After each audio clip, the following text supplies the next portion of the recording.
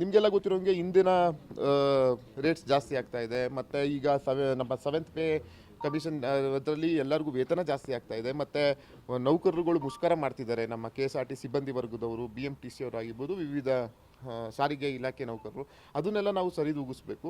ಹಾಗಾಗಿ ಜೊತೆಗೆ ನಾವು ತಾಯಂದಿರಿಗೆ ಇವತ್ತು ಉಚಿತ ಬಸ್ ಸೌಲಭ್ಯನ ಕೊಟ್ಟಿದ್ದೀವಿ, ಉಚಿತ ಗೃಹ ಶಕ್ತಿ ಯೋಜನೆಯಲ್ಲಿ ಕೊಟ್ಟಿದ್ದೀವಿ. ಹಾಗಾಗಿ ಇದು ಸರ್ವೇ ಸಾಮಾನ್ಯ. ಈಗ ಕಾಸ್ಟ್ ಆಫ್ ಲಿವಿಂಗ್ ಜಾಸ್ತಿ ಆಗ್ತಾ ಇದ್ದಂಗೆ ಎಲ್ಲದನ್ನು ನಾವು ಜಾಸ್ತಿ ಮಾಡ್ತಾ ಹೋಗ್ತದೆ ಅಲ್ಲ. ಈಗ ಹೇಳಿದ್ನಲ್ಲ, ಕಾಸ್ಟ್ ಆಫ್ ಲಿವಿಂಗು, ಈಗ ಇನ್ಫ್ಲೇಷನ್ ನೀವೇ ನೋಡ್ತಿದ್ದೀರಿ. ಥ್ರೂ ಔಟ್ ನಮ್ಮ ಕಂಟ್ರಿಲಿ ಇನ್ಫ್ಲೇಷನ್ ಹೇಗಿದೆ. ರೂಪಾಯಿ ಮುಂದೆ ಹಣದುಬ್ಬರ ನಿಮಗೆ ಗೊತ್ತಿದೆ. ನಮ್ಮ ಹಣದುಬ್ಬರದಲ್ಲಿ ನಮ್ಮ ಕರೆನ್ಸಿ ಡಾಲರ್ ಕೆಳಗೆ ಇಳಿತಾ ಇದೆ. ಹಾಗಾಗಿ ಅದೇನು ಮಾಡೋಕ್ಕಾಗಲ್ಲ. ದರ ಏರಿಕೆ ಅದು ಇವತ್ತಿಂದಲ್ಲ, ಯಾವಾಗಲೂ ಎಲ್ಲ ಸರ್ಕಾರದಲ್ಲೂ ದರ ಏರಿಕೆ ಹಾಲಿಂದಾಗಿರ್ಬೋದು, ಮತ್ತು ನಮ್ಮ ಯಾವುದು ಬಸ್ ದರ ಆಗಿರ್ಬೋದು, ಅದು ಸರ್ವೇ ಸಾಮಾನ್ಯ.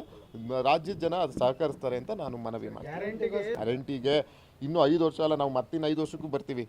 ಇದು ಶಾಶ್ವತವಾದಂಥ ಗ್ಯಾರಂಟಿ ನಮ್ಮ ಸಿದ್ದರಾಮಯ್ಯ ಸಾಹೇಬರು, DK ಶಿವಕುಮಾರ್ ಸಾಹೇಬರ ನೇತೃತ್ವ ಸರ್ಕಾರದಲ್ಲಿ ಕೊಟ್ಟಿದ್ದೀವಿ. ಗ್ಯಾರಂಟಿಗೂ ಅಭಿವೃದ್ಧಿಗೂ ಸಂಬಂಧನೇ ಇಲ್ಲ. ಅಭಿವೃದ್ಧಿ ತಾನೇ ಅಭಿವೃದ್ಧಿ ಕೆಲಸ ಆಗ್ತಾ ಇದೆಯಲ್ಲ. ಈಗ ನಮ್ಮ ಜಿಲ್ಲೆಗೂ ಈಗ ROBಗೆ CM ಅವರು ಅನುದಾನ ಕೊಡ್ತಾ ಇದ್ದಾರೆ.